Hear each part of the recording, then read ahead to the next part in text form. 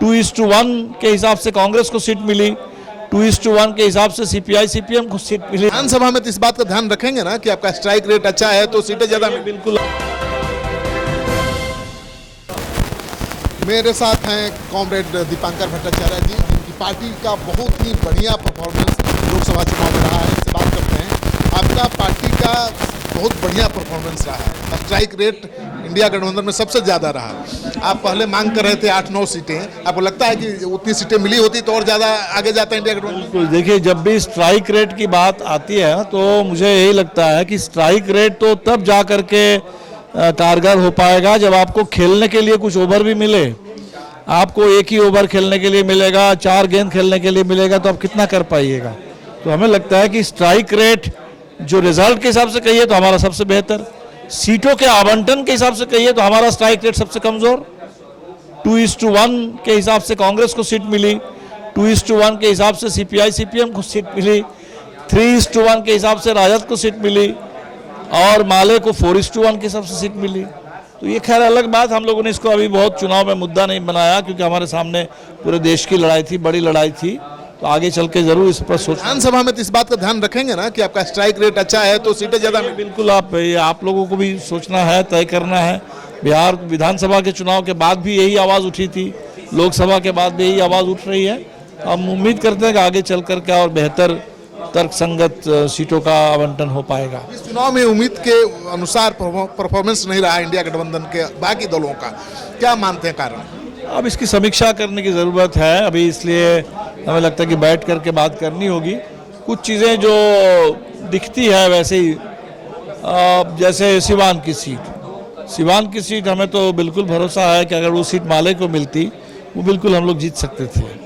और हमें लगता है कि अगर सिवान में जो एक तरीके से बिखराव हुआ, उसी बिखराव के चलते महाराजगंज भी प्रभावित हो गया, सारण भी प्रभावित हुआ, तो शायद उस बिखराव को हम लोग रोक पाते तो सिवान के साथ साथ छपरा भी जीतते ही।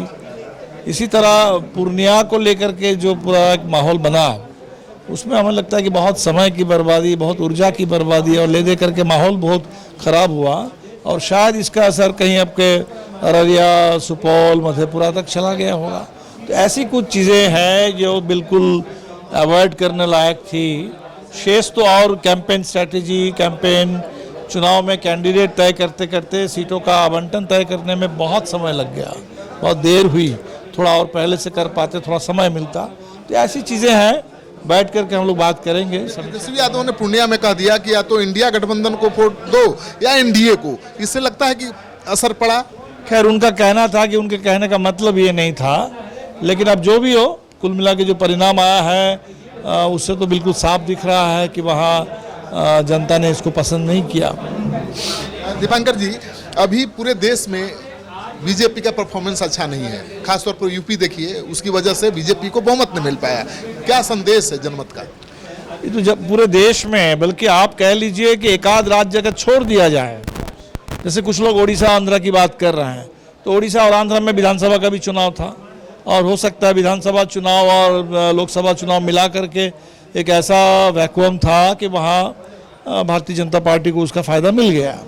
लेकिन मोटे तौर पर पूरे देश का जो चुनाव का संदेश है, जो जनादेश है, उसकी दिशा बहुत साफ है।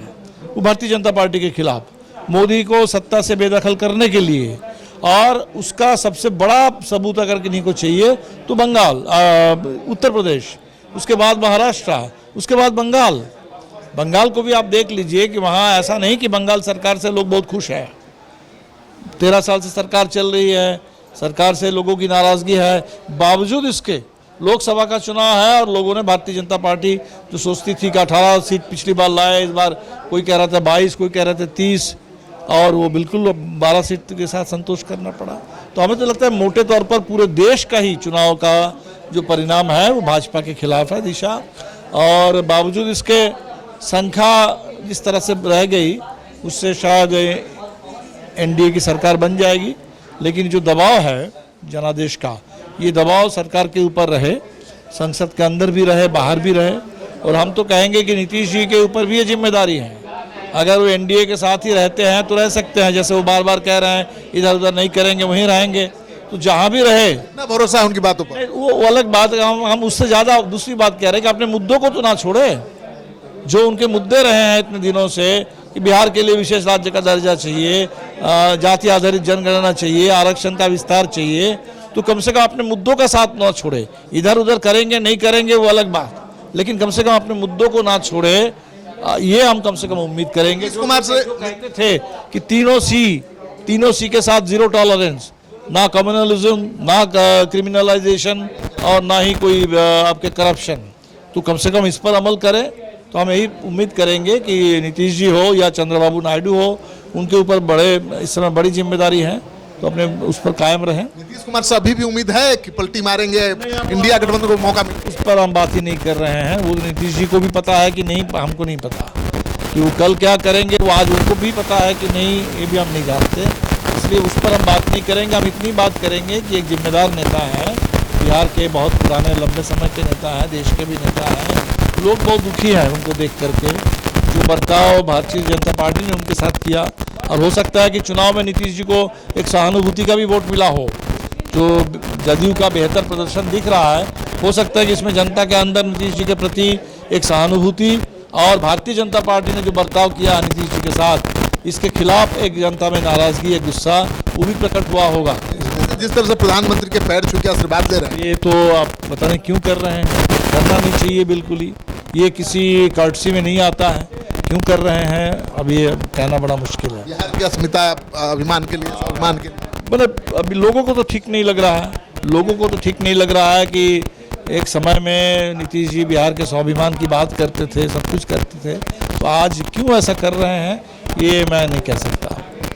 चलिए, तो आप सुन रहे थे दीपांकर भट्टाचार्य जी को। इन्होंने कहा कि इनकी पार्टी का स्ट्राइक रेट सबसे बेहतर रहा है, तो उसी हिसाब से उनको खेलने का भी मौका मिलना चाहिए, यानी ज़्यादा सीटों पर लड़ने का मौका मिलना चाहिए। और अगले विधानसभा चुनाव में ये मांग जोर पकड़ सकती है।